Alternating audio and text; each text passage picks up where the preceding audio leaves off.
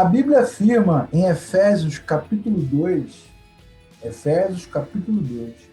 partir do versículo 4, que Deus nos amou com o seu grande amor e demonstrou que é rico em misericórdia, porque nos amou e nos ressuscitou juntamente com Cristo. Agora a gente está no ponto número 2 da mensagem da cruz, da pregação da cruz, da palavra da cruz. E que ponto é esse? É o poder da obra que Cristo realizou. A obra realizada na cruz do Calvário permitiu ao homem reconciliar-se com o Criador. Portanto, ainda que o nosso estado seja de pecado, de separação, Deus, porque é amoroso, porque é rico em misericórdia e principalmente porque quis, porque assim desejou, Deus nos reconciliou consigo mesmo. Então não depende de nós, não passa por nós. E esse ponto, ele é importantíssimo, porque ele vai nos dar, assim, libertação de um monte de questões. Por exemplo, quantas pregações e ensinamentos colocam peso sobre os nossos ombros? Você já reparou que todo domingo, toda semana, as pessoas vão à igreja e a pregação acusa, acusa, acusa, acusa? Sempre tem um pecado escondido, né? Sempre tem um passado tenebroso. Sempre tem alguma coisa enterrada em algum lugar. E a gente nunca está livre, nunca está em paz, está sempre em dívida com Deus, sempre em dívida, uma dívida que não termina nunca. Bom, mas a cruz traz esta mensagem. O Deus rico em misericórdia pagou a nossa dívida. Nós não temos dívida com Deus. Imagine se eu e você tivéssemos dívida com Deus. Como pagaríamos essa dívida? A gente não consegue nem pagar os boletos, nem as dívidas comuns que chegam na nossa casa. Como pagaríamos a dívida com o Criador?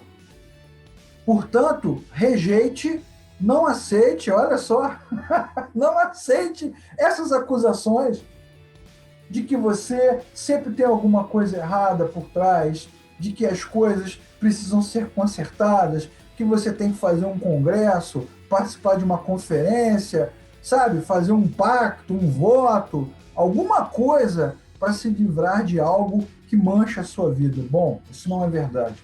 Se eu e você nos encontramos com Cristo, se nascemos de novo, a obra da cruz é suficiente para nos salvar e nos libertar e nos reconciliar com Deus eternamente.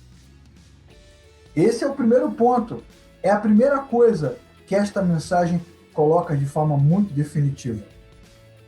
Bom, mas isso não significa dizer que a gente não possa continuar errando, falhando. Que de vez em quando a gente não pense um monte de bobagens, né?